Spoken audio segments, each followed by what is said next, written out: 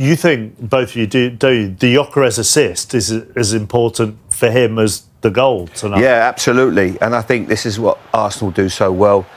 They're good on restarts, they're sharp, they're always looking for that first pass. Zubimendi, I think, was talking about writing Cherky, yes, he's saying, sign of the season. I think there's probably a lot of Arsenal fans thinking, oh, yeah, what about Zubimendi? And Zubimendi tonight has gone, oh, yeah, hold my drink. I'll show you how good I am as well. I mean, that is unbelievable play. On his left foot, right foot, it doesn't matter. Is he a number 6? Yes, absolutely. Is he a number 8? Yeah, he can be, but also he can be a number 10. Look at this. He's so good. He just takes it with his left foot, another good touch there, and a wonderful finish. And great forward play as well by Gyökeres, Jimmy. Yeah, first of all, Gyökeres, well done. It stuck, it stayed, and you lay it off to your midfielder. And then Zubimendi, what a talented player he is. Wait, keeps on looking, keeps on being very composed, and then hits it with his left, and the keeper has got no chance. Very well done from the kid. Great son. We were talking pre-match, weren't we, off air about, obviously you were on the bench for the Euros final, and Rodri goes off injured, and we're like that, aren't we? England hopes and probably thinking. Me personally, it was 0-0. I'm seeing Rodri coming off. I'm thinking, you're not saying it, you're thinking it. You're like, oh, he's coming off. Okay, yeah, we have got a chance now. We're gonna go for it. Yeah, we're gonna control the midfield, and then he comes in, and we can overpower this little fella. He can't handle, and all of a sudden just pop. Every time the ball comes into him, knows the angles. So composed, so calm, knows exactly what to do. And you're thinking, who's that? You know, you already obviously know at Real Sociedad everybody's talking about him, but I didn't think that he was that good, and he knows what he's doing. And he's also got 4 goals and 3 assists now this season. And for somebody who probably, when he came in, a lot of people's perception was he'd just sit at that base and knit it together. No, but that would have been the perception of it. He's so much more without the ball, and people don't talk about this. He sits in front of the opposition striker, and he reads the passes that come to that striker, and he intercepts so many balls. And the moment he intercepts so many balls, they are straight away off. And he plays forward if he can. He's got everything in his game. He's got in his game where he can start the play, he intercepts, he tackles. He is very good at that 1v1, and he bites, you know, so he doesn't let loose. It's like a little terrier, you know, he stays at it.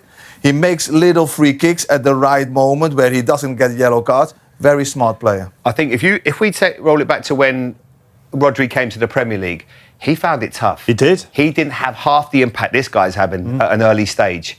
After 8 months of being here, the goals, the assists, the awareness, everything that he's doing. I mean, he is...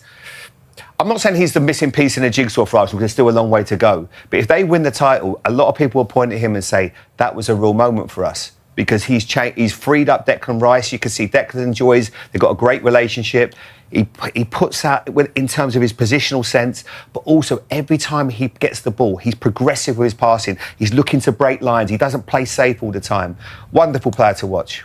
And yet, they will only go into the second leg with a 1-goal lead. How good a finish is this from Garnacho? Rather, how difficult a finish is this? It is very difficult because the ball comes out bouncing.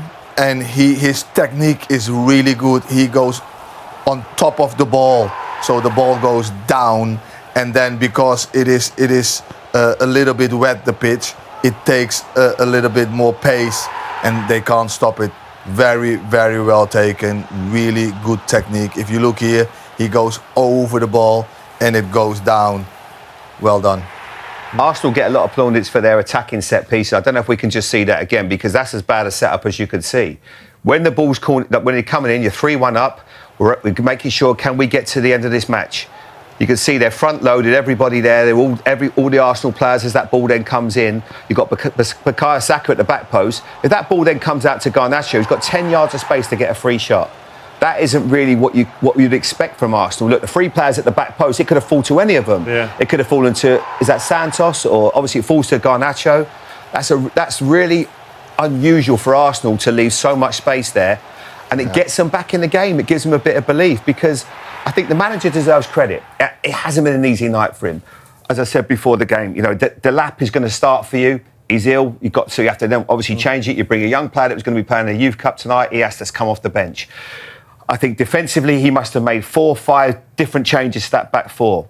And I think he's probably looking at it thinking, what is my best back four? As a Chelsea man, Jim, I'm trying to think myself, is it, obviously Colwell's injured, he's really important for them. Is it... He's got no Gusto, is he's got Fofana, no James. is it Chalobah? He has got no Gusto, he's got no James, but also he needs to watch out with Fofana's load.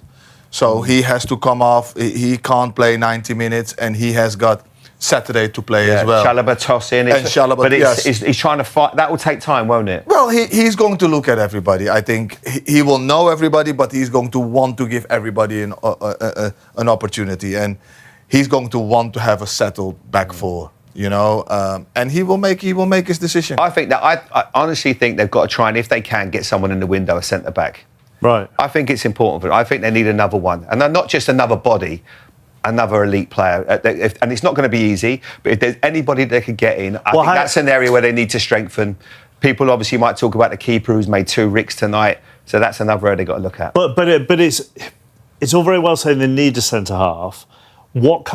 If they are looking for a centre half, what kind of centre half? Experience. But that goes against their model, though. But you sometimes, but I think. So do you think they park their model because needs must? Yeah, I think that if they were, they're to say not necessarily mistakes. What would we have changed, if anything, with this model? I think they would just sprinkle a little bit of what you call experience into the mix. Just someone like, you can't get Thiago Silva's because they're just almost unicorns, those guys. But somebody that can just add a little bit of experience when things are going against you. When we see that set piece where they lose the goal, somebody that's going to organise, someone that's going to talk. You can't find John Terry's; they're not available anymore. They just don't exist. No. But somebody that can just give you a bit of authority. So late 20s, early 30s. It's all right saying it, by the way. But if that is the case, that is going to be, especially in this market in January, is going to be really tough to find the right person, the right character, because that is going to be the most important thing as well. It's been done before. Virgil, Liverpool side Virgil, and it changed everything for them. Yeah. So I think that would be the one thing that they probably just need to do, and if they can find some experience. I think we would take Virgil. but it's a January signing. But their former player is a captain of Crystal Palace and out of contract in 6 months. But is that not possible? Look, I've seen him from close. He's a wonderful player. Very, very good centre half. I don't know if they would be looking at him, but they will be knowing him really better than me. But and Mark Gay's got the pick of his players by all accounts. Yeah, I think in the summer, if he waits, he's going to get all of the money. So, but the downside is if he were to risk it, and if God forbid he gets an injury or something like that, then that's the risk you're playing with. But if he were to move now, and Crystal Palace won't want to, well, I don't know whether they want to sell him. At least you're going to get something out of it. I don't know. But that's a sort of quality that you want. A player that can really lead, has obviously had vast experience in the Premier League or whatever top league it is. Just one final thing from the game to look at. You've highlighted where Sanchez went wrong tonight. This is amazing. This would have been game over. Brilliant. Great strike from Marino. He thinks as he hits that one on his wrong foot, that's in all day long. He can't believe it. It's a really good save. He comes out, makes himself big, Jimmy. Yeah, absolutely magnificent. What a save. He had a difficult evening, but this is one of the best saves I've seen. So, he's done absolutely magnificent in that one. Marino probably thought that was in, but there's just the one goal in it. So, with Arsenal leading by 3-2, we will get the thoughts of both managers when we come back. We'll see you after the break.